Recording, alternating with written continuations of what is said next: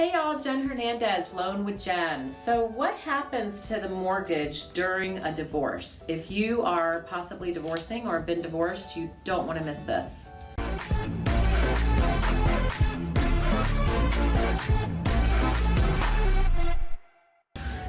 Hey, we're back. So be sure to like, share, and subscribe. I release 2 videos per week, everything related to buying a home. Real facts, no BS is my motto. Just get it all here. We'll save you hours of research on Google, give you some real facts. Okay, divorce. So divorcing, separating, potentially divorcing. A lot of clients call us and ask us, what happens to the mortgage? So the first thing to know is that the civil court, where divorce happens, has no communication with the lenders. So lenders don't know, nor do they really care that you're getting divorced. I hate to just say it bluntly between the eyes, but that's the way it is. Just because you're divorced does not give a gateway for you to be forgiven or not responsible for the loan. So the first thing that you must know, super important, if you have divorced or going to do divorce and you're jointly on the loan with the spouse, you must make sure that that spouse pays the note. If they don't, it will report to your credit and your credit will go down.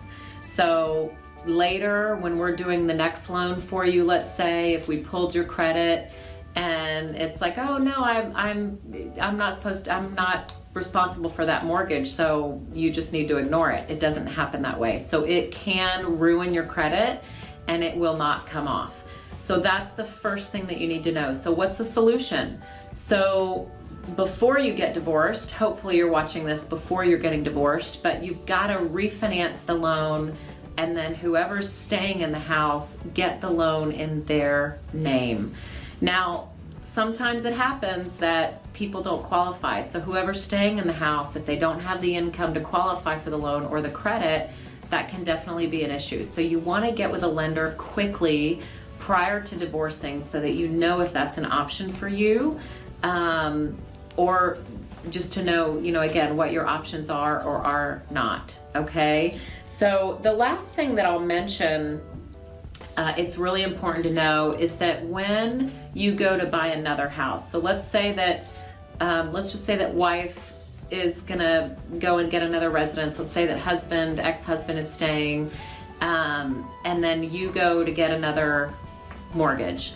We will look at the divorce decree and see that it is this spouse's responsibility, so we won't include it in your debt ratio. But remember, if they don't pay and they're behind, it's gonna affect your credit.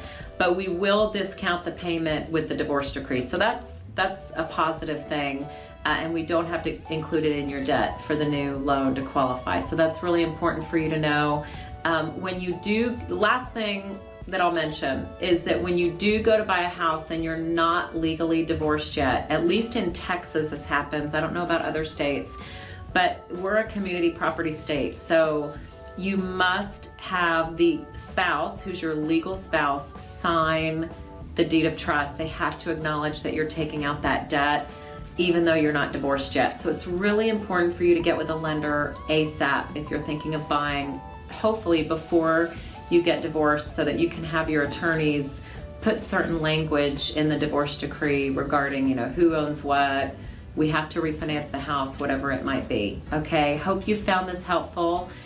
If you need anything and you're in Texas, give us a call. Talk to you soon.